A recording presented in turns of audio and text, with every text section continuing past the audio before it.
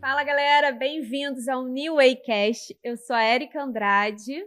E eu sou o Douglas Andrade. Estamos aqui para apresentar o New Way. New Way é um novo caminho, é uma nova visão daquilo que pode ajudar a nossa caminhada rumo ao céu. E hoje a gente vai estar falando sobre um assunto muito polêmico, mas que vai ser esclarecedor para você que está aí com a gente. E se ainda não segue, vai lá no Instagram, sou New Way, e o nosso canal no YouTube, New Way. E também na Atitude TV a gente vai estar disponibilizando esse material. A gente vai estar falando com Carol Zuin Rabelo, psicóloga, sobre pornografia. Por que precisa falar de pornografia, Douglas? Porque o nosso foco também é ajudar você que está nos ouvindo, nos assistindo, sobre relacionamentos. E a pornografia envolve relacionamento. Você com você mesmo. Olha que coisa interessante. Carol, bem-vinda ao New Way Cast. Tudo bem? Prazer ter você aqui. Prazer é meu, obrigada pelo convite. E aí, que pressão, hein? Tema polêmico, né? Muito. Mas necessário, Carol? Muito. Tem crescido absurdamente? A questão da pornografia, ela é uma questão, né, muito recorrente. Isso sempre aconteceu, isso sempre existiu. Só que com a expansão, né, da rede social, dos canais de comunicação, enfim, a acessibilidade a isso de uma maneira cada vez mais fácil e cada vez mais cedo acaba potencializando, infelizmente, esse problema e, consequentemente, se tornando cada vez mais recorrente. E, Carol, tu acha que a gente está exposto o tempo todo à pornografia? Estamos expostos o tempo inteiro à pornografia porque nossos filhos com 2 anos de idade, 3 anos de idade, têm, às vezes, um celular na mão. E hoje, né, a gente já consegue ter relatos, né, das pessoas que sofrem com isso, das pessoas que têm esse problema, porque é um problema, é uma questão muito séria, que cada vez mais cedo a pornografia chega até as crianças, enfim, adolescentes. Então, sim, estamos expostos o tempo inteiro. Inclusive, Carol, isso faz parte de um projeto, vamos dizer assim, maior, que é a desconstrução dos princípios e valores sociais, inclusive da família, porque quanto mais a pessoa é exposta à pornografia ou ao desejo sexual, vamos botar assim, que a pornografia envolve não só o sexo, né, como também a masturbação e imagens de pessoas nuas. E aí isso vicia a pessoa e ela acaba substituindo alguns momentos de prazer assistindo aquilo. E outros, talvez nem tem momento de prazer, mas ele fica tão viciado que ele depende daquilo para fugir da sua realidade, vamos botar assim. Então, desde a época de Cristo, o sexo e o dinheiro já envolvia a sociedade de uma forma grande. E hoje, eu acho que mais do que o dinheiro, o sexo está sendo muito explorado. Hoje em dia, até para vender perfume, a imagem de uma pessoa quase nua é exposta. E isso vai mudando o comportamento social, vai mudando os relacionamentos. Carol, mais entristecedor, não só dentro, né, do set terapêutico ali, de atendimento, que a gente recebe as pessoas, isso também adentrou as igrejas. Total. Os lares, né, as famílias, escolas, devido a essa exposição de um smartphone, né, enfim. E essa é uma realidade muito triste, né? Muito.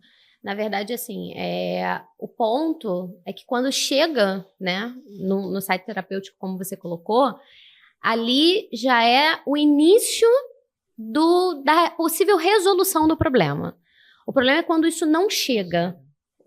A etapa anterior é que é toda a problemática, que é toda a questão. Você trouxe dentro de um cenário onde a gente coloca a questão da igreja e tudo, ainda é um tabu para muitos casais, para muitos jovens, né? Ainda é um tabu.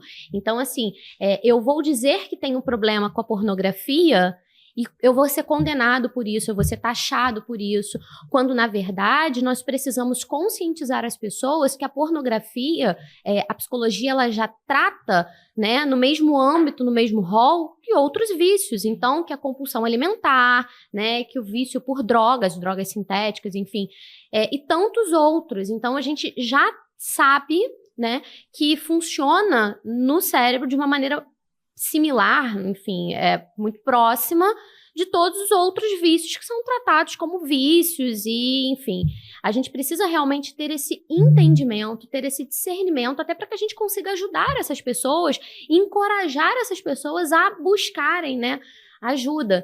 Então, e a igreja está se posicionando, né, louvamos a Deus por isso, estamos aqui, né, num podcast cristão, então precisamos realmente louvar a Deus por isso, porque muitas pessoas estão no que a gente chama do grito mudo por socorro. As pessoas precisam ser ajudadas, as pessoas têm o problema e as pessoas estão ali sem saber a que recorrer, onde recorrer, de que maneira recorrer. E eu acho que isso potencializa, né, essa problemática, ela se potencializa quando a gente fala desse indivíduo estar inserido dentro de um contexto cristão, dentro de um contexto, né, religioso. Sim. Eu costumo até falar com os jovens no curso de noivos que eu forço eles a abrir a mente. Falo, como é que vocês acham que o jovem aprende sexo? É com a pornografia. Só que isso sempre foi velado. Sim. E isso causa transtorno porque o cara não quer que ninguém saiba que ele assiste, mas no grupinho dele ele comenta, não, vi isso, vi aquilo, mas com a mulher ele não fala. E aí, quando ele vai ter um relacionamento com a mulher dele, ele quer fazer a mesma coisa que ele assistia na pornografia. Isso causa não só tristeza no coração dela, como problemas físicos também. Uhum. E é tão grave, Carol, a questão psicológica e emocional da dependência, porque em 2013 eu fazia um curso onde 90% ali eram homens casados. E um dia eu cheguei 7h30 da manhã para a primeira aula e tinha um cara assistindo pornografia no celular. Uhum. Aí eu pergunto, ele estava excitado com aquilo? Não. Mas por que ele estava assistindo aquilo 7h30 da manhã? Entendeu? Já era o vício da pornografia. Aquilo me incomodou, porque eu falei, por que ele está assistindo 7h30 da manhã? Ele não está excitado com isso, ele não está se satisfazendo com isso. Ele estava no meio de uma sala de aula. Então, assim, é uma dependência, acho que emocional. É isso, por isso que bom você falar da questão do tratamento psicológico. Na verdade, assim, até voltando um pouquinho ao início da sua fala, Douglas, é um problema que não só atinge hoje aos homens como as mulheres, né? Então, o primeiro ponto é esse. Já ampliou, né? Exatamente. Então, assim, é um problema dos homens, sim, é um problema das mulheres também. É interessante a gente falar para as pessoas quando a gente tem a questão do vício. Como é que é um vício? Por que a gente caracteriza como um vício? Então, assim, tentando trazer de uma maneira bem simplista para ficar assim, bem claro para todo mundo, o vício, naquele momento, ele pode não estar sentindo prazer porque ele já gerou uma tolerância, né? Então, a gente vai falar um pouquinho sobre isso. Mas o que é o vício? O vício é aquilo que eu vou passar o meu dia planejando o momento em que eu vou ter acesso àquilo. Então, acaba que a vida do sujeito, a vida desse indivíduo, né, do homem ou da mulher, o cotidiano começa a girar em torno daquilo. E isso acontece com todos os vícios, né? A pessoa que é viciada na cocaína, a pessoa que é viciada na compulsão alimentar, ela já vai acordar planejando o momento em que ela vai ter acesso àquilo, em que ela vai consumir aquilo de uma maneira, né, bem generalista, falando sobre o âmbito de vícios gerais, não apenas da pornografia, mas incluindo ela. O fato é, quando a gente tem o problema do vício, a gente tem duas etapas, né? Nós temos duas etapas. E a etapa que você pode ter trazido aqui, a gente não sabe, né, a configuração desse indivíduo, mas trazendo como um exemplo, é a etapa da tolerância. Então, como é que funciona com um cara que está consumindo cocaína? Ele começa a consumir tantas gramas, dali a um tempo o organismo dele vai se tornando tolerante àquilo. E aí ele vai aumentando o consumo, ele vai aumentando o consumo. O mesmo acontece com a pornografia. Você tem acesso, você começa a desenvolver ali aquele comportamento, né, vicioso, e você começa a ter tolerância àquilo. Então, o que te assusta, né? Como é que o cara tá 7 horas da manhã ali no meio de todo mundo consumindo aquilo? Ele pode não estar excitado com aquilo. Algum tipo de prazer ele está recebendo. Então, assim, os neurotransmissores dele, né, falando uma linguagem um pouquinho mais técnica, mas ele tá gerando dopamina ali, ele tá, né? Ele tá tendo, exatamente. Só que ele já pode estar numa etapa do vício que ele está gerando tolerância para aquilo. E assim acontece com todos os outros vícios. Por isso a pessoa vai cada vez o quê? Consumindo mais. Cada vez querendo coisas mais fortes. Quando a gente fala sobre o âmbito da pornografia, são cenas mais fortes? Sim. São situações cada vez mais grotescas, né? Sobre o nosso ponto de vista, mas a pessoa que está envolvida naquilo... E você vê isso, por exemplo, fazendo um parâmetro muito, muito, muito forte, mais real, quando você vai numa cracolândia. O cara que começou com crack, ele já não está no dia seguinte naquela condição, ou consumindo o tempo inteiro. Mas o organismo ele vai gerando aquela tolerância e por isso você vai se envolvendo cada vez mais. O que a gente também precisa chamar muita atenção, e isso acontece muito no vício do álcool, a pessoa pensa assim, não, eu vou consumir quando eu quiser. Eu não tô viciado. Eu vou consumir no momento que eu quero. O problema não é você consumir no momento que você quer. A pergunta precisa ser outra, para o cara identificar o vício. Você consegue parar? Não consumir a hora que você quer. Porque você já pode estar envolvido ao vício, colocando um consumo ali ditado por você, dentro do aceitável, da sua realidade, da sua perspectiva de consumo. Mas você consegue parar de consumir? Então, vamos fazer um teste? Você consegue, a partir de hoje, não consumir mais? Aí começa a pessoa a ser confrontada com a problemática. Porque na cabeça dele, ele consumia ou ela consumia quando queria, de maneira esporádica, mas quando você é confrontado com a partir de hoje, então você não consome mais. E aí você trouxe, né, o exemplo do curso de noivos, né? Eu e o Thiago, a gente também ministra o ano, a gente também ministra para noivos, e nós tivemos algumas turmas atrás, uma pessoa que nos procurou, um menino que nos procurou, falando, olha, eu preciso de ajuda, porque eu estou exatamente nesse, dito por ele, nomeado por ele, no consumo social. Recebo no WhatsApp, de vez em quando eu acesso, só que quando eu fui confrontado no curso, tive entendimento sobre isso no curso, decidi não consumir mais, eu percebi que eu tinha um problema. Então, assim, a gente tem vários âmbitos, né? Vamos colocar assim, vários graus de comprometimento sob o ponto de vista do sujeito, de que não, tá tudo bem. Então, o que eu convido as pessoas, se elas estão dentro desse posicionamento, se elas estão nesse lugar de fala, não, mas eu não tenho esse vício, não é um problema pra mim. Consumo às vezes quando eu quero. Então, vamos combinar? Para de consumir hoje. Tô caindo, não consigo. Vira e mexe, eu volto. Opa, então você tem um problema com a pornografia. Precisa de ajuda. Exatamente. Então pega o bizu aí, tá? Quando você olha pro abismo, ele olha para você. Então não comece a consumir, porque senão você vai aumentar e isso vai influenciar no seu relacionamento no futuro. A gente está aqui trazendo, nesse primeiro momento, informações e orientações para quem possa já estar aí consumindo pornografia, porque como o Douglas trouxe e você também falou, o tempo todo nós estamos expostos. Então, como é que faz para não ficar exposto, né? Mas você deu aí as dicas de você entender se eu consigo parar ou não. Você já identifica se você está viciado ou não. É isso, né? Mas, Carol, ainda falando sobre isso, quais são os danos? Quais são os impactos de ser viciado em pornografia? Inúmeros, Érica. Assim, o que a gente pode entender, o Douglas trouxe, né, um exemplo bem claro. Ele falou, ele acaba aprendendo sobre sexo, acessando aquele conteúdo e vai querer reproduzir. Esse é um dano, mas assim, existem danos piores e que talvez as pessoas não se dê conta. Quando o indivíduo começa a acessar esse tipo de conteúdo, lá, né, a dopamina, os neurotransmissores vão, né, fazendo esse processo, vamos colocar aqui em números simbólicos, mas só para a gente tentar entender. Quando o cara acessa, ou a mulher acessa, né, esse tipo de conteúdo, eu vou falar aqui, né, exemplos, então um número fictício. O neurotransmissor vai lá e coloca 500 bolinhas, né, do hormônio, da dopamina, para o outro neurotransmissor. Recebe 500 bolinhas. Você entendeu o nível de satisfação quando ele acessa o conteúdo. Quando ele vai para o sexo, né, na realidade, né, no ato sexual em si, esse neurotransmissor vai transmitir 10 bolinhas. Então, o que acontece com o sujeito, e isso são com todos os sujeitos, ele começa a ter mais prazer no conteúdo do que no ato sexual. Então, essa é uma questão, talvez a questão mais forte dentro disso tudo. Tantas outras, né? A questão da tolerância, que cada vez mais, a questão de você não ver prazer em outras coisas, já planejar seu dia para o momento em que você vai acessar aquele conteúdo. Então, socialmente, isso te prejudica. E uma série de outras coisas, olhando sobre o ponto de vista, né, da nossa intimidade com Deus também. Você sabe que você está pecando.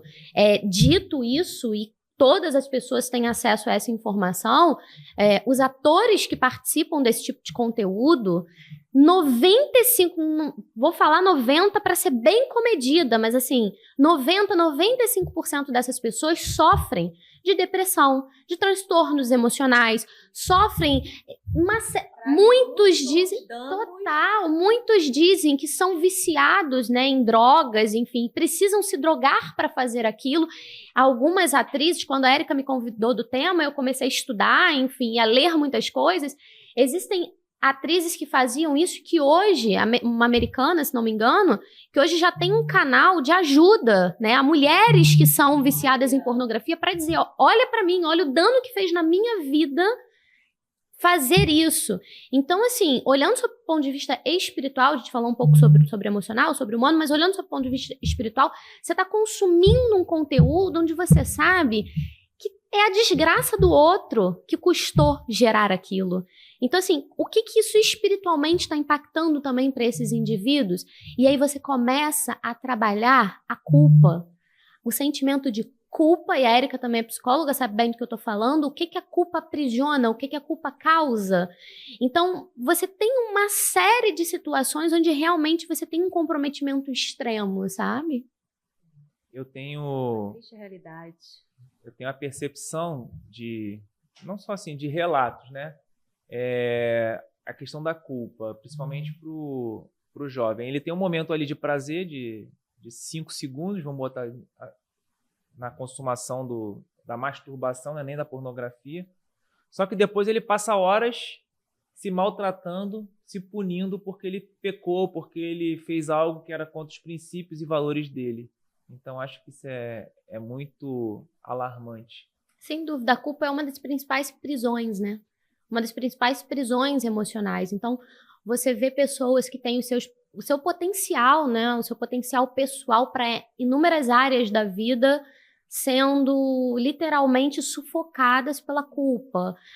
Exatamente. Né? Autoestima, o senso de não pertencer, de não pertencimento àquelas circunstâncias, àqueles locais. Então, a culpa, sem dúvida, é algo que paralisa as pessoas, é algo que vai matando as pessoas em vida. E você falou uma coisa, Carol, questão das mulheres. Eu posso comprovar isso porque quando eu era adolescente, como é que era a questão da pornografia? Era muito difícil porque não tinha acesso, não tinha internet, tinha que ser meios físicos. Ele vai revelando a idade, né? Nesse momento. E aí era um adolescente passando para o outro, ou seja, um inexperiente passando para o outro. E eu lembro que uma vez na escola, tava num grupo e a gente começou a perturbar as meninas, né? Perguntando se elas faziam isso. Para elas, aquilo era uma agressão. Uhum. Tipo assim, vocês são malucos? O que é isso? Você está me ofendendo.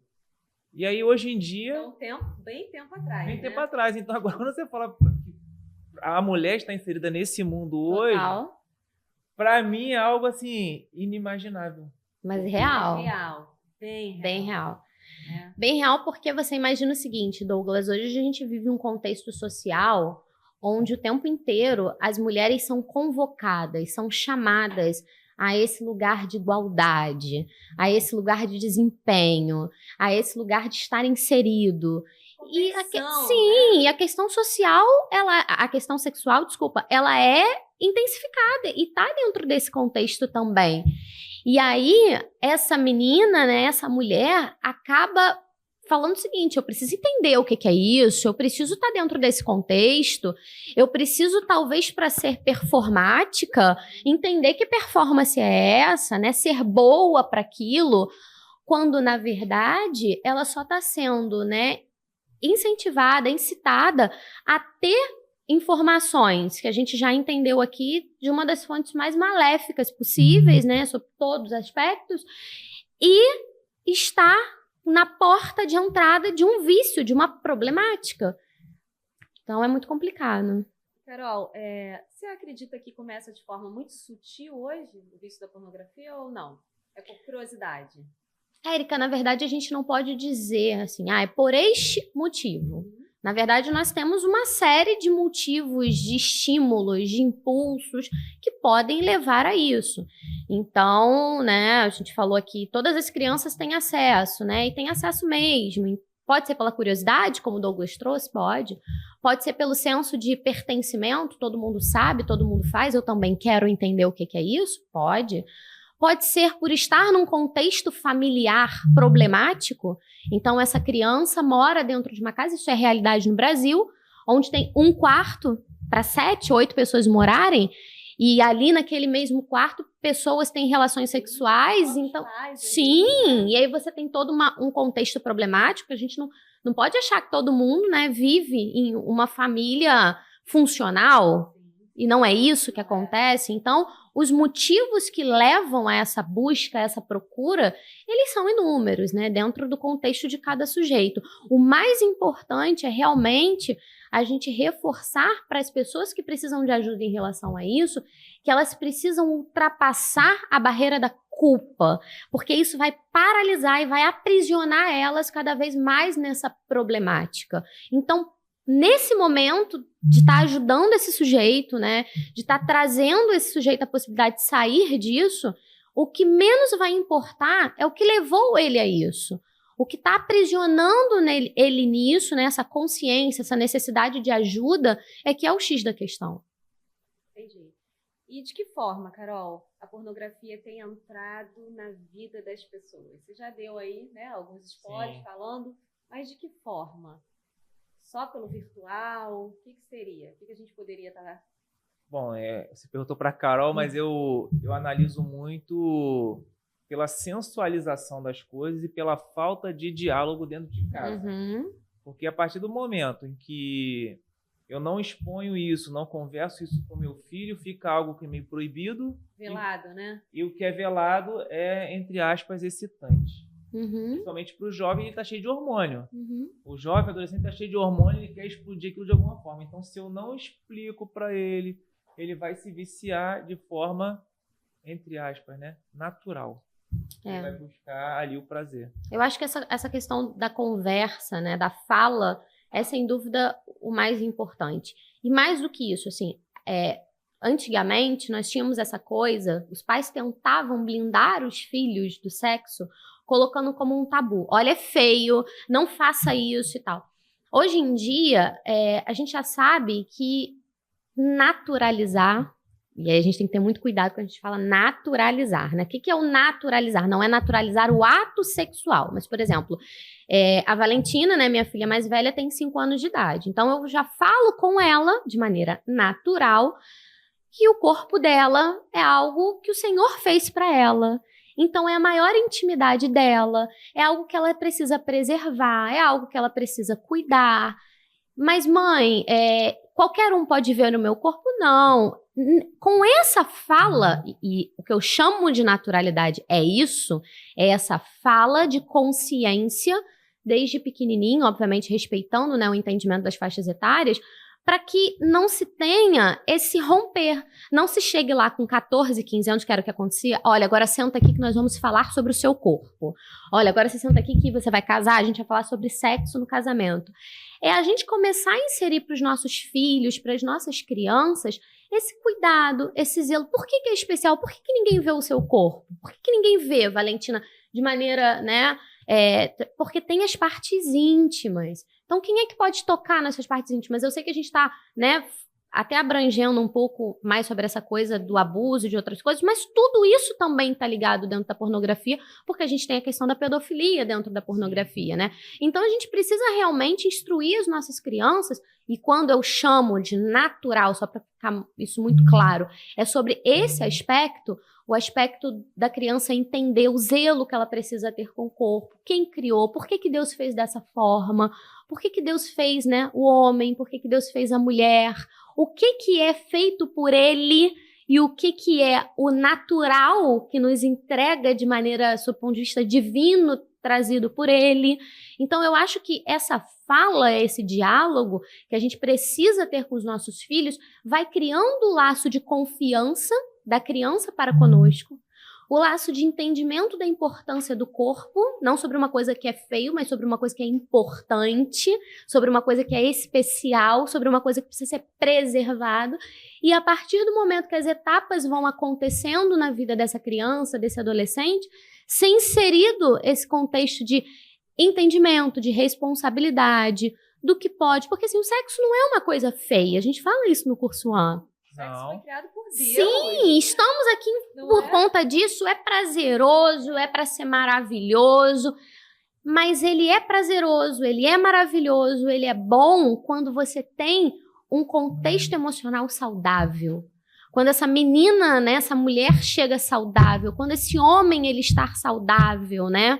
Então, é preciso realmente muito diálogo para essas pessoas, com essas pessoas. Pratica dentro do casamento, Sim. né, Carol? É importante a gente trazer isso. Eu vejo isso, por exemplo, quando fala que o sexo é a alegria do homem pobre, não é um homem pobre que é porque não tem dinheiro. Ele é pobre de espírito, ele é pobre de ideais, ele é pobre de engajamento, porque só aquilo ali basta a ele. E ao mesmo tempo, quando fala que ele é, entre aspas, a desgraça da mulher, porque quanto mais a mulher se envolve nesse mundo, menos valorizada num contexto social. Como é que eu vou te explicar isso? Ela é menos valorizada. Eu vou pegar a mulher que vende o sexo. Num contexto social, ela é mais valorizada. Uma mulher que todo mundo fala que ela está envolvida com sexo. As pessoas têm a tendência a não valorizar tanto, ao contrário daquela pessoa que se preservou, que cuida do corpo, que não que demonstra santidade, não é isso que eu quero falar aqui, mas é que tem algo reservado, entendeu? Algo de especial para entregar. Ao mesmo tempo, também a mulher também não é um homem que se lançou mundo afora. Então eu vejo que quanto mais a pessoa se expõe nesse mundo de pornografia, menos ela se valoriza. Tanto para o outro. Por isso que eu acho que é uma questão de relacionamento um com o outro. Você está se relacionando consigo, mas você vai se relacionar com outra pessoa. Eu viajei agora, cara. Corta aí, mano. Não, deixa aí. Viajei. Eu tô assim... Porque o Douglas trouxe uns ditados, né? Que eu fiquei assim, gente... É que eu tô tentando não falar gírias, entendeu? Viu como ele fica se policiando? Porque no quartel a gente fala muita gíria, entendeu? Pra não ficar baixo, né? Pra não ficar porque... chulo. Eu vou dar um Nada exemplo. de deixar baixo aqui. Não. É tudo bem pro cara casar com a mulher que ele pegou. Se relacionou, transou. Agora pra ele não tá bom se casar com a mulher que o outro transou, pô. Entendeu? A gente entra num contexto, né, social muito denso, porque, vamos lá, para nossa história, né? As primeiras prostitutas, que foi o que você trouxe aí, né, Douglas? A gente vê as primeiras prostitutas, elas vêm na figura o quê? Das escravas, né? Então, assim, eram vistos como objetos para satisfazer quando a mulher em casa, né? Então eu posso ir até elas. Então você já coloca a mulher numa posição e numa conotação realmente muito desvalorizada. Boa. Exatamente. Então acho que essa era a ideia dele trazer, né? Assim, eu acho que a mulher ela tem que ser valorizada, tem que ser, entre aspas, quase idolatrada, porque... Aí, amor. Porque eu tá acho indo que bem. Eu acho que é o upgrade na criação, entendeu? Deus criou o homem mais semelhante, depois ele foi lá e deu uma melhorada que é a mulher. A partir do momento que a mulher... Ela é bom ouvir isso de um policial, macho. A partir do momento que a mulher é vista como algo simplesmente descartável por causa do sexo, e quando ela está envolvida na pornografia, na sexualidade, ela é desvalorizada para quem quer se relacionar com ela, até mesmo perante outras mulheres. Então, acho que é um alerta para ficar. Sim. Você que é mulher que tá viciada nisso, é um alerta para você. Você não deve omitir isso, mas você deve cuidar. O homem, por outro lado, se ele é viciado, as pessoas tratam ele... é mais um. E não pode ser assim também. Porque senão ele não vai valorizar aquela mulher que ele tá... Na verdade, ele não vai conseguir nem se relacionar. Isso aí. Né? Então, na verdade, é tão danoso e tão doentio para ambos. Porque ele não consegue se relacionar. Ela, por sua vez, né, tem toda uma questão da culpa, da autovalorização e etc. Mas, assim, é extremamente danoso para ambos, né? Sim. Mas sabe um ponto bem interessante que você trouxe, que é importante a gente falar e reforçar? Você falou da importância de ter a conversa em casa, o diálogo, de naturalizar.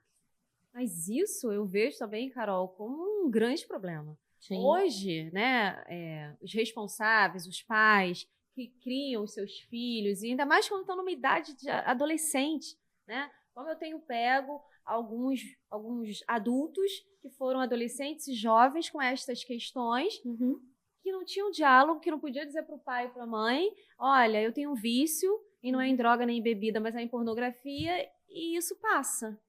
Porque não tinha uma atenção, não tinha uma comunicação dentro de casa. Ou nunca passa. Exato. Né? Quando ponto. chega até a terapia, vamos tratar, beleza. Porque trouxe tantos danos na vida desse jovem até ele chegar adulto.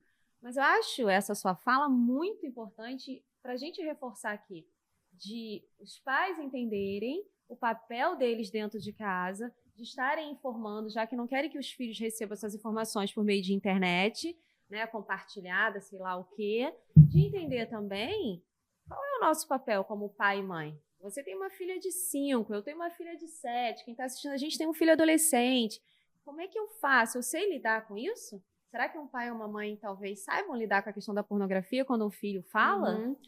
É bem interessante você trouxe, Érica, porque assim, ó, nesse lugar, né, de pai, mãe, de orientadores, de educadores, são pessoas que talvez nunca foram orientadas. Exatamente. Ou pessoas que trouxeram os seus traumas, e aí de novo a gente volta para a culpa. Então, meu filho entrou nisso porque eu não orientei, porque eu não sabia como fazer. Entende? Eu acho que a principal ferramenta, né, e aí uma questão de alerta ao mesmo tempo, é sem dúvida nenhuma a informação, mas a informação correta.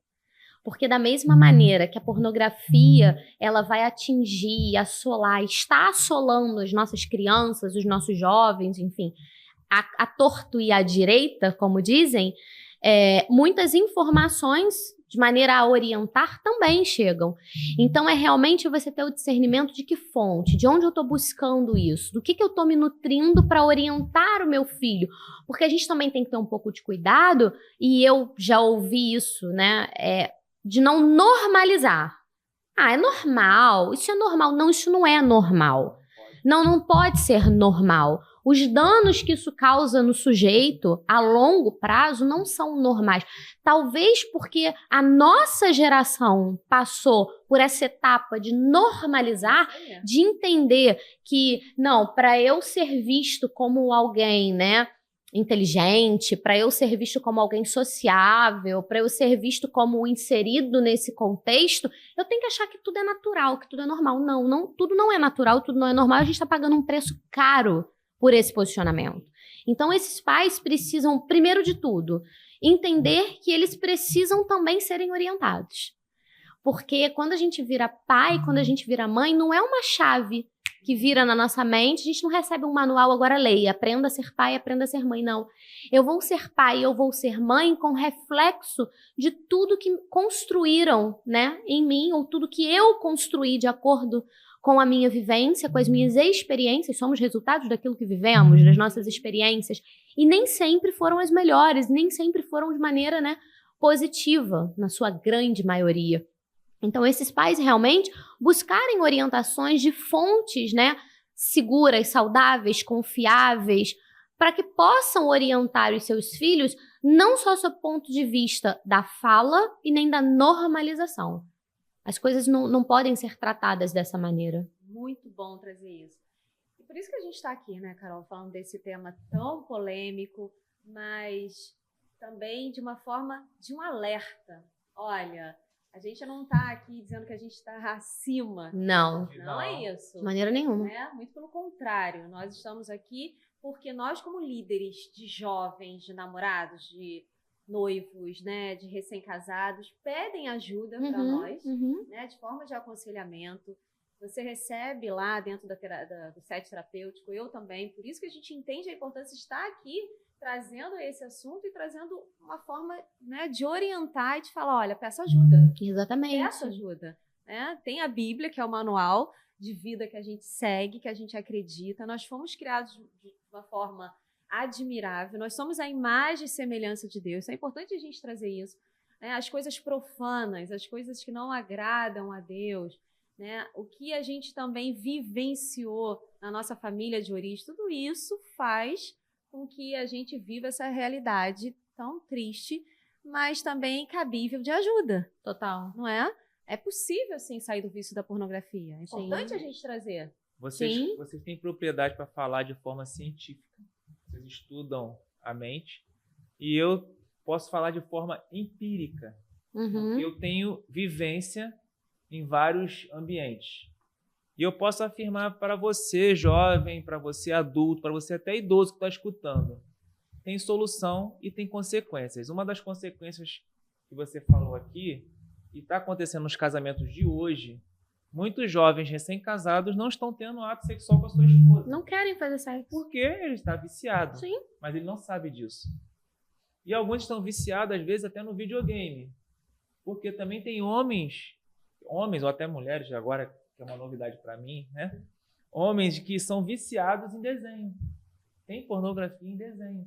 Aquilo me chocava quando eu via o cara falar. E qual é a consequência disso? São homens que até hoje não conseguiram construir família. Sim. Eles não conseguem se casar, eles não conseguem ter alguém por muito tempo, porque eles são viciados ou nos quadrinhos, vamos dizer assim, desenhos, ou em revistas, que hoje em dia nem tem mais revista, é simplesmente pela internet. Então, são consequências graves na área do relacionamento. Total. É exatamente isso. Ele não consegue mais ter... Porque imagina, Douglas, eu tenho um prazer de... né, a gente ilustrou aqui. 300 bolinhas com os quadrinhos, com o fictício, com o filme, enfim. É tudo pornografia, ele só, né, teve a entrada através dela de forma diferente. Mas eu tenho 300 bolinhas de prazer com isso. E no ato sexual eu tenho 30 bolinhas de prazer. É óbvio que vai fazer por obrigação. Ah, tem que fazer sexo hoje, então vamos fazer sexo hoje. Vamos marcar. Exatamente. Então, entende? Então, assim, você cria uma problemática e aí você começa a criar problemática em você, no seu relacionamento, nas suas questões, no outro. Porque, assim, se coloca também no lugar desse outro, né? Eu tô me policiando para não dar reforço de culpa para quem tá ouvindo isso, mas é importante a gente dizer também, sabe? E esse outro que tá sofrendo com isso? Por isso, e aí agora eu queria até direcionar minha fala para esse outro, seja, né, o namorado que chega, ó, não vou casar porque eu tô com esse problema, né, com pornografia, um noivo, ou já uma pessoa casada. Quando eu recebo isso, a última coisa que a gente precisa fazer é o julgamento. Porque ele já está nesse lugar de culpa. Quando a gente recebe um pedido de ajuda, um alerta, né, nesse aspecto, o que a gente precisa fazer? Apoiar a ajuda, apoiar a busca. O papel dessa outra pessoa passa a ser fundamental, porque quando o sujeito está numa posição de culpa, de vulnerabilidade, e ele é acolhido, você cria uma relação de segurança. E quando você cria e estabelece essa relação de segurança, essa pessoa começa a se sentir mais fortalecida para passar pelo processo que ela vai precisar passar para se livrar daquilo. Então, assim, o outro, eu diria que é talvez 60%, posso me arriscar a dizer isso, desse processo. É esse apoio, sabe? E trazendo para qualquer âmbito tudo que a gente precisa. E aí eu falo mesmo sobre o aspecto da depressão, sobre o aspecto do trauma. Às vezes a gente tem, por conta da nossa construção familiar, né? Ah, isso é besteira, isso é frescura, isso é bobeira, é só lavar uma louça que passa, é só dar trabalho para fulano. Não, a gente está falando sobre, né, um aspecto muito, muito além, né? Muito além somente da força de vontade. Então, se você é o outro e recebe essa demanda de ajuda, o que a gente precisa fazer? Acolher, encorajar e se mostrar disponível, porque não vai ser fácil. E talvez esse outro também precise ser tratado. tanto quanto o sujeito que passa pela problemática. Então, a gente costuma dizer na psicologia que a gente acaba adoecendo o núcleo. O núcleo familiar fica adoecido. Tem como sair ileso disso. Esse marido está adoecido por conta da pornografia, essa mulher está adoecida por conta de estar inserido, talvez, numa problemática que gerou uma baixa autoestima, que gerou pânico. Já aconteceu de mulheres falarem, olha, casadas, é tão difícil para eles separar a questão da realidade, da situação da pornografia, que eu me sinto tão invadida, eu me sinto tão desrespeitada, que ela começa a gerar uma repulsa pelo sexo, ela começa a ter literalmente pânico daquela situação. Então, assim, é uma problemática muito mais densa do que a gente pode imaginar. Vamos falar agora de solução, de tratamento, né? A gente já trouxe aí tantos danos, tantos prejuízos, o que o vício da pornografia pode fazer com uma pessoa, né? Ou com um casal, uma família. Mas, Carol, vamos falar sobre essa questão de tratamento. Tem tratamento? Tem tratamento. Pornografia? Tem É tratamento. possível se libertar É possível. disso? Amém, glória É a Deus, possível. né? Tem tratamento, é possível. Primeiro grande passo, a gente falamos lá no início, né? Como perceber, como tomar consciência. Uma vez que se perceba, que se tome a consciência, que tenha esse entendimento, buscar realmente ajuda, né? De um psicólogo, de um terapeuta. Em alguns casos, enfim, estudei alguns casos que foi necessário também, né? Um núcleo de ajuda, ou seja, psiquiatra com terapeuta. Então, uma equipe, né? Multidisciplinar, dando apoio desse sujeito, e aí tanto psiquiatra quanto psicólogo, eles vão entender, né, o direcionamento que isso precisa ser dado, mas sim é algo que tem, né, solução, acho que isso é o principal a ser dito, tem solução, e a ajuda, ela é sempre o acolhimento, o apoio, o entendimento, ele vai ser, não adianta a gente cair nessa retórica de vou dar um tratamento de choque, sabe? Vou brigar toda vez que eu ver acessando, vou me posicionar contra. Não é dessa forma.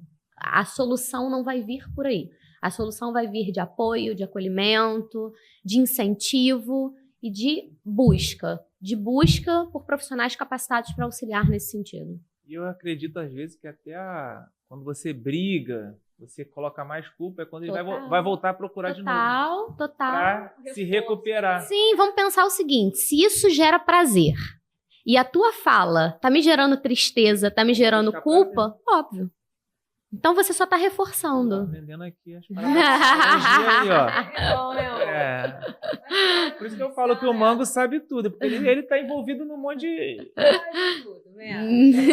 Carol, são muitos anos estudando na prática. Não é?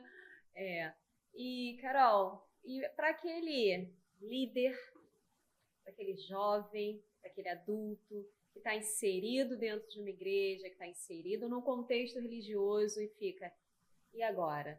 Ouvi isso que a Carol trouxe aqui de forma científica, né, de forma empírica, e agora? O que eu faço? Revelo o que eu preciso de ajuda? Total. É aquela velha história, você tá num oceano se afogando, só vai chegar uma boia pra você se você levantar a mão. Do contrário, vão achar que você tá nadando, mergulhando, Tá maneiro, né? não. Tá legal, né? Pô. Então, o ponto é, assim, é realmente levantar o braço. Eu acho que ficou muito claro aqui que quem vai estar recebendo esse pedido de ajuda vai ter esse entendimento, né? Olhando as duas vertentes aqui. Você me falou o líder, eu tô falando tanto o líder que passa pela problemática, quanto um recado para o líder que vai receber essa problemática. A gente já falou sobre os dois aspectos. Então, é realmente importante dizer que quando estamos nesse oceano se afogando, a primeira coisa que a gente precisa fazer é levantar o braço. Porque talvez você já esteja tão cansado de tentar nadar, de tentar sair do oceano, que você não tem mais forças para ir nadando até a costa. Então, o que a gente precisa fazer? Levanta o braço. Levanta o braço e pede ajuda, porque essa tentativa de sair das situações que estão te sufocando, que estão te afogando literalmente, né? No aspecto emocional, cansa fisicamente. Então, tem hora que você diz assim, é muito comum um paciente chegar pra gente e falar, eu não tenho mais forças. Para isso não dá mais. Eu não sei, eu não tenho como... ele não consegue enxergar a solução da problemática dele porque ele não tem forças nem para virar o rosto para entender onde está o caminho da solução. Então, assim, levanta o braço. Levanta o braço para a ajuda chegar até você. Se não for, talvez, dentro da sua igreja, né?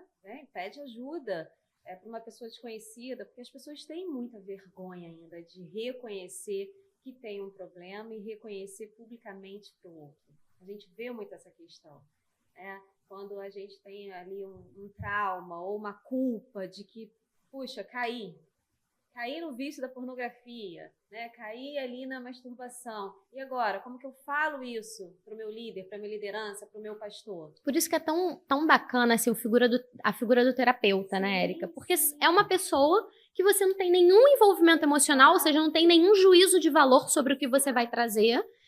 E ele vai estar ali disponível. Exatamente. Uma neutralidade. Exatamente. Essa ajuda, né? Exatamente.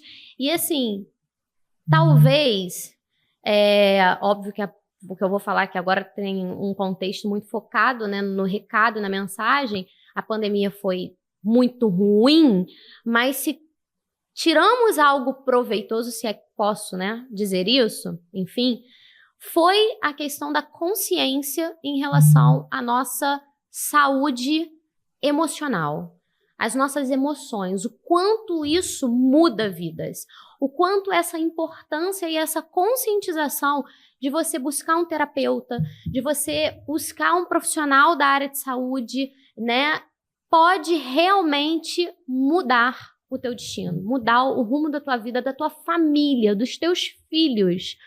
Porque, como nós dissemos, um indivíduo adoecido, ele adoece todo o núcleo. Então, esse núcleo precisa ser tratado. Vamos para um momento da caixa surpresa, Carol. Ficou um pouco chocado.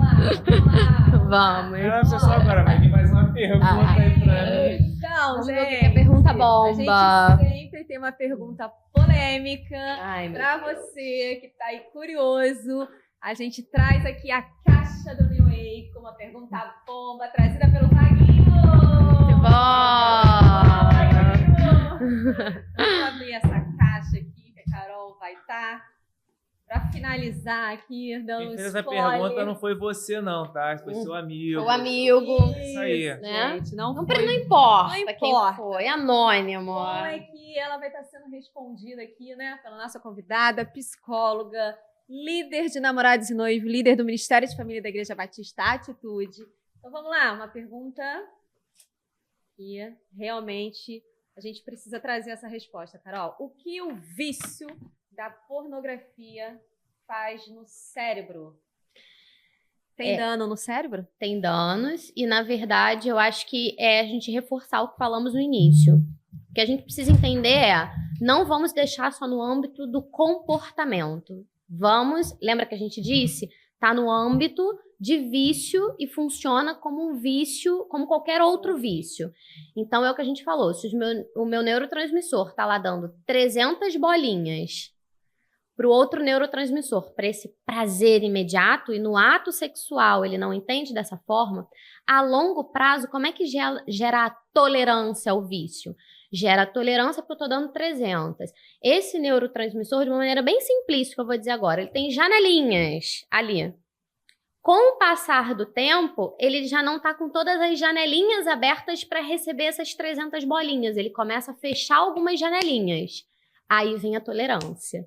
Então, você entende que existe, né, uma questão realmente acontecendo dentro do teu organismo para que essa tolerância se estabeleça, para que esse vício se instaure, para que esse vício se prolongue. Então, sim, temos comprometimento dentro sob o ponto de vista do cérebro, do funcionamento cerebral. E aí? Então,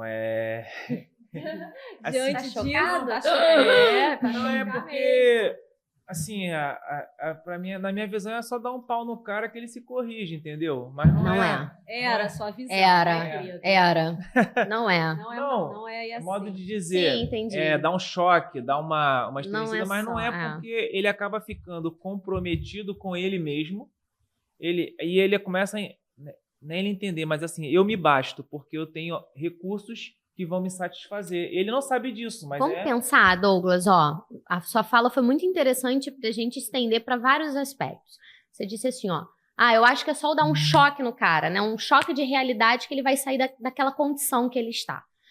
Quando eu dou um choque em alguém, quando eu bato no meu filho, quando eu exponho outro, né, ao ridículo para ver se ele toma vergonha na cara e muda aquele comportamento, o que a gente espera com isso? Quando a gente faz isso, o que a gente espera do sujeito? Pensa aí você, fala, de maneira leiga, pode falar. Quando você fala assim, eu quero dar um choque de realidade, o que você espera que aconteça com o indivíduo? Ele mude a direção. Por quê? Ele vai sentir o quê? Constrangido. Constrangido, culpa. E aí eu só reforço o lugar que ele já tá. Então é como se o cara estivesse lá no meio da lama e eu viesse com um balde de lama e jogasse na cabeça dele. Ele já tá nesse lugar. Quando eu tenho essa questão, essa problemática emocional, essa problemática psíquica, e isso não só, né, dentro do vício, do âmbito do vício, mas, por exemplo, na depressão, enfim, traumas, eu já tô num sentimento assim, eu não consigo sair daqui. Eu me sinto culpado por isso. A minha autoestima já está comprometida. É óbvio que existem, né, de sujeito para sujeito, um nível de comprometimento diferenciado, mas ele já está nesse lugar vexatório, do seu ponto de vista dele. Quando eu dou um pau, quando eu dou um choque no indivíduo, eu só reforço o lugar que ele já está. O que eu preciso fazer não é jogar um balde em cima dele de lama. O que eu preciso fazer é jogar uma corda para ele sair dali. Então, aí eu imagino assim, o cara tá sentado aqui, o cérebro dele tá virado para lá. Eu tô mostrando para ele que isso aqui é legal. Só que ele não quer ver ou ele não consegue ver. Esse é o ponto. Entendeu? É a mesma coisa quando eu falo que o casamento é bom, não sei o que. A pessoa, não, mas isso não presta. Porque ela já botou na mente dela que não presta. Eu falo que a Bíblia é um manual de vida que se a gente seguir os princípios e valores que estão ali, nós vamos ter uma vida feliz e abundante. Só que às vezes a gente não quer. Nós, como seres humanos, temos uma tendência de seguir o que está na nossa frente. Então, acho que quando dá o pau é dar uma luz para tentar ver se ele consegue enxergar esse outro lado. Então, só com ajuda profissional. Porque o ponto é o seguinte, casamento é muito bom. Aí você fala isso para um sujeito que vem de uma família onde viu o pai trair a mãe trair o pai bater na mãe. Não adianta. Por que casamento é bom? Casamento é bom para quem? Casamento é bom aonde? E aí entra o apoio, né, do terapeuta, do psicólogo, que leva esse sujeito a um lugar capaz de desconstruir isso como uma verdade absoluta e abrirmos possibilidades para que ele pense. Não foi bom nesse contexto, para o seu pai e para sua mãe. Vamos tentar olhar, e aí eu vou virar o cérebro dele, como você disse, eu vou virar a cabeça dele, eu vou virar o horizonte dele de uma maneira não do alerta, do choque, porque eu só tô dando tapa em cima de tapa. Aí entra a tolerância, sabe? Eu me queimei aqui, se você me queimar por cima, talvez eu não sinta, essa pele já tá morta. Então o que eu preciso fazer é convidá-lo para um outro aspecto. Muito bom, galera. Quer perguntar mais alguma coisa? Eu não quero perguntar nada. Tá cheio de dúvida, tá se borbulhando, né? Não, é porque eu convivo desde de jovem em meios onde pornografia e masturbação são o foco central. Não, é o foco central. O ambiente masculino, ele gira em torno disso. Não ser do meio militar. Não só no militar, em qualquer meio você tiver, onde tiver 2 ou mais homens reunidos, não em nome de Jesus, mas vai estar falando de sexo. Eu falo do que é comum, mas eu não falo da problemática que isso traz. Isso, não falo da Esse problemática. É o ponto. E aí eu costumo falar pra você, mulher que tá ouvindo, o seu marido, o seu namorado, ele não fala de você pro amigo dele. Mas se você tá se envolvendo com um cara em que você não é nada dele, ele vai falar de você. E não é coisa boa. E isso a recíproca hoje já é verdadeira. Sim, então. Esse é o ponto. Então, aí agora, os dois mundos estão se misturando. Se misturando, tá no pé de igualdade. sim, num pé de igualdade. Entendeu? E aí é o ponto. Se está nesse pé de igualdade, falando agora enquanto igreja, enquanto ministério, nós estamos nos preparando, nós estamos nos abrindo para dizer o seguinte... É uma mulher que está com problema de pornografia? Sabemos que a mulher também tem problema de pornografia. Isso não ficou lá atrás, sabe? Velado. Pra gente, agora, pouco importa o que você está fazendo. O que importa é a tua vontade de sair dali. Isso aí. Esse é o ponto. Muito bom. E nós estamos aqui para isso. É né? isso. Pra você entender que há vida e abundância em Deus. Amém. E eu creio que além da ajuda profissional, você ter alguém para quem você preste contas, entre aspas, que vai te ajudar, não te condenar, ajuda nesse processo. Pô, eu tô com vontade, eu tô querendo... Fulano, É isso. faz uma chamada, faz uma de vídeo. Pede ajuda. Pede ajuda. Pô, cara, tô querendo acessar aqui. Não, eu já passei por isso com alguns alunos. O cara me ligava e falava, pô, meu irmão, vamos pensar em outras coisas, vamos falar sobre trabalho, porque você não consegue... Mudar o foco. É isso aí, você não consegue mais pensar naquilo se você tiver outra coisa para pensar. Então, tá muito aqui dentro. E eu vou terminar minha fala, Érica, com algo que eu sempre gosto de dizer em toda ministração, em toda pregação, né? Agora, falando não como psicóloga, como uma cristã mesmo, pregadora do evangelho. Precisamos entender que toda vez que a gente pensa que isso não tem jeito, isso não tem mudança, foi de geração para geração, meu pai já fazia isso, eu não consigo sair desse lugar, a gente está dizendo que o Espírito Santo ele tem um poder limitado. E nós cremos num Deus que tem um poder ilimitado, um Deus infinito, que se faz finito para caber em nós. Afinal, é isso que o Espírito Santo faz. Então, se nós cremos nesse Deus, ele é possível, ele realmente assim, nos coloca numa posição de entender e de nos permitir, eu acho que isso é o principal, nos permitir acreditar de que absolutamente tudo é possível. Quando a gente taxa, isso não tem jeito, isso é difícil, eu já tentei, eu não consegui, você está dizendo ao Espírito Santo assim, ó, eu acredito que você tem limite de atuação, eu acredito que o teu poder vai até aqui, daqui para lá ele não vai mais. E nós sabemos que isso não é verdade. Se ele venceu a morte, o que ele venceu um pecado da nossa vida? Então, assim, a minha fala se encerra nessa palavra mesmo, para que você entenda que não, absolutamente nada é impossível aos olhos do Senhor. E isso não é numa Bíblia há 2022 anos atrás, né, ou no Antigo Testamento. A palavra de Deus, ela não muda. A palavra de Deus, ela é a mesma. Então, esse Deus, né, que venceu a morte, é o mesmo que deixa o Espírito Santo dele conosco, em mim, em você, para que seja agente de transformação. Afinal, é isso que faz. Amém. Carol, quero muito agradecer a sua Imagina. participação aqui. Foi muito bom, né? Foi. Esclarecedor, impactante, mas, acima de tudo, abençoador. Amém. Tenho certeza que quem está aqui ouvindo a gente foi abençoado. Amém. Deus te abençoe cada vez mais e A te nós. use, você e toda a sua família. Obrigada, Érica. Agradece aí, amor. Ele tá impactado. Ainda, gente, Ele tá assim, impactado. ó. Sim, que dá para falar bastante. Depois a gente traz Carol novamente. Eu pra tá volto, né, eu não, Carol? volto. Parte 2, 3. Pronto, eu Não, volto. eu ia falar que o sexo, ele é espiritual. Sim, A gente sim. não chegou a comentar aqui, mas tem a Sim. parte espiritual, então... A gente vai falar sobre sexo ainda. Pronto, a gente pode Próximo falar sobre spoiler. isso, sobre sexo, a gente pode Próximo falar podcast. isso, Não? sobre os tabus, né? O que é certo, o que é Isso, errado, o que pode, o que não exatamente. pode. E aí, Gente. a pornografia, ela é justamente aonde a parte das potestades atacam o ser humano e banalizam a questão sexual. Então, você que tem a parte, ore também, procure ajuda, mas ore, porque são ações demoníacas para te derrubar. Porque quando homem e mulher se juntam, É uma é potência. uma potência, É eles têm o isso. poder de gerar vida. É isso.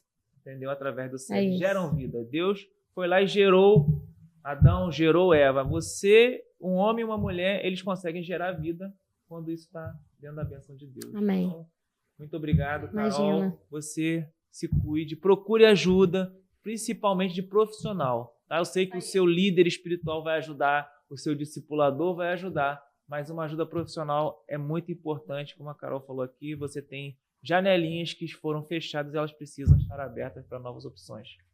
E se liga, a gente vai estar aqui trazendo assuntos como esse, bem relevantes, bem polêmicos, para te abençoar e te edificar. Se ainda não segue a gente, vai lá no Instagram, Sou New Way, e o nosso canal no YouTube, New Way, e também Atitude TV. Meu beijo e a gente se vê. Manda Tchau. sua contribuição Tchau, tchau. aí, me libera para falar gíria.